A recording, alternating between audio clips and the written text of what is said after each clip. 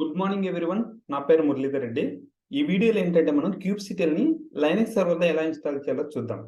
అసలు మనకు kubectl ఎందుకు అవసరం? kubectl అనేది కుబర్నెటిస్ యొక్క command line tool.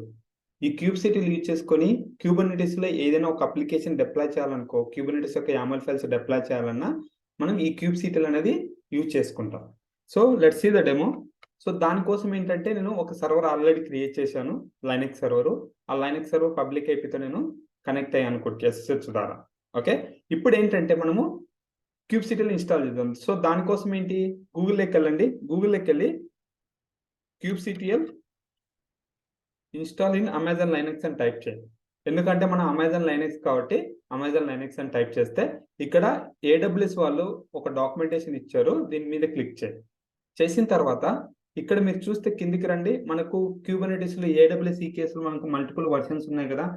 So version బట్టి మనము ఇన్స్టాలేషన్ అనేది చేసుకోవాలి. ఇక్కడ మీరు చూస్తే kubectl అనేది మనకు మల్టిపుల్ ఆపరేటింగ్ సిస్టంలో వర్క్ అవుతుంది, మ్యాక్ ఓఎస్, లైనక్స్, విండోస్ అని. మనం ఏంటి లైనక్స్ కదా, సో కాబట్టి లైనక్స్ సెలెక్ట్ చేసుకోండి. చేసుకున్న తర్వాత ఇక్కడ Kubernetes 1.24 అయితే ఈ లింక్స్ ద్వారా డౌన్లోడ్ చేసుకోవాలి. ఓకేనా, అదే 1.23 అయితే కనుక ఈ లింక్స్ ద్వారా మనము డౌన్లోడ్ చేసుకోవాలి. ఇక్కడ 1.2 to 1.21 ఇలా అయితే కనుక వర్షన్ బట్టి మనము సెలెక్షన్ అనేది చేసుకోవాలి. అండ్ ఇక్కడ గుర్తు పెట్టుకోండి, మనము ఈ కేస్ వర్షన్ ఏం యూజ్ చేస్తామో, ఓకే, kubectl గుడిక అదే వర్షన్ యూజ్ చేసేదానికి ట్రై చేయండి. ఒక వర్షన్ అలా ఎలా అయినా పర్లేదు. ఒకవేళ సమ్ టైమ్స్ ఏమవుతుందంటే kubectl అనేది ప్రాపర్గా వర్క్ అవ్వదు. Okay, and one more thing, మనము ఈ కేసు ఫస్ట్ ఇక్కడ చూసినట్టయితే మనం 1.23 డౌన్లోడ్ చేద్దాం. ఓకేనా, సో దీనికోసం మనకు టూ లింక్స్ ఇచ్చారు. ఎందుకు ఈ టూ లింక్స్? ఒకటి ఏంటంటే AMD 64, సెకండ్ వన్ ఇది ARM 64. మనం ఒకవేళ లైనక్స్ సర్వర్ AMD యూజ్ చేస్తే ఈ లింక్ యూజ్ చేసుకోవాలి, అదే ARM యూజ్ చేస్తే ఈ లింక్ యూజ్ చేసుకోవాలి. మన సర్వర్ ఏంటి, అమెజాన్ లైనక్స్ సర్వర్ ఏంటి, AMD కాబట్టి ఫస్ట్ లింక్ యూజ్ చేసుకున్నాం. దీని మీద క్లిక్ చేసి ఇక్కడ సర్వర్ దగ్గరికి వచ్చి డౌన్లోడ్ చేయండి. కమాండ్ ఎందుకు, ఈ యొక్క పర్టికులర్ kubectl అనేది AMD 64 యొక్క kubectl అనేది డౌన్లోడ్ అవుతుంది. ఓకేనా, ఇక్కడ మీ ఇంటర్నెట్ యొక్క స్పీడ్ని బట్టి మీకు డౌన్లోడ్ అనేది క్విక్లీగా కంప్లీట్ అవుతుంది. ఓకే, ఇక్కడ చూసినట్టయితే మనకి డౌన్లోడ్ అవుతుంది. ఇప్పుడు LL కమాండ్ ఇచ్చిన తర్వాత ఇక్కడ మీరు అబ్జర్వ్ చేస్తే ఈ kubectl కి మనకు రీడ్ రైట్ మాత్రమే ఉన్నాయి, బట్ ఎగ్జిక్యూట్ పర్మిషన్స్ లేవు. సో దానికోసం నేను ఏం చేస్తున్నా అంటే chmod అనే కమాండ్ యూజ్ చేసుకొని నేను పర్మిషన్స్ ఇస్తున్నా. ఓకేనా, ఇక్కడ మనం ఇప్పుడు అబ్జర్వ్ చేస్తే kubectl అనేది వచ్చిందా.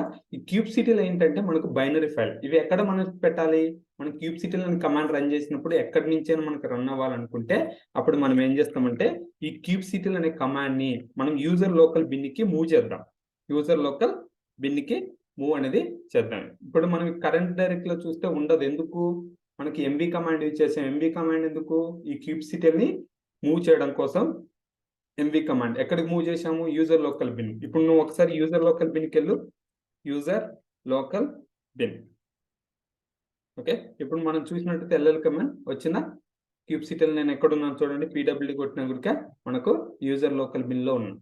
ఓకేనా, ఐ హోప్ అండర్స్టాండ్ రైట్. నా ఇప్పుడు ఏం చేస్తున్నాను, బ్యాక్ వస్తున్నాను. ఇప్పుడు నేను రూట్ డైరెక్ట్ లో ఉన్నా.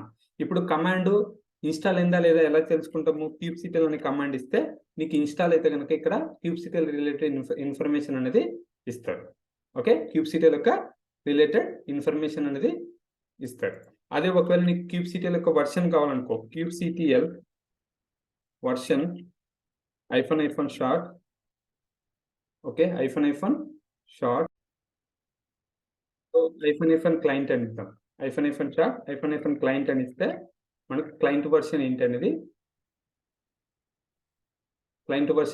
ఇక్కడ డిస్ప్లే చేస్తుంది. ఇక్కడ మనం చూసినట్లయితే 1.23 అనేది మనకు ఇన్స్టాలేషన్ అయింది. ఓకేనా, ఐ హోప్ అండర్స్టాండ్ రైట్. లైనక్స్లో మనం kubectl ఎలా ఇన్స్టాల్ చేయాలనేది. మీకు ఒకవేళ ఏదైనా డౌట్ ఉందనుకోండి కామెంట్ బాక్స్లో పెట్టండి. I will try to respond as soon as possible. Thanks for watching this video. We will see you next video.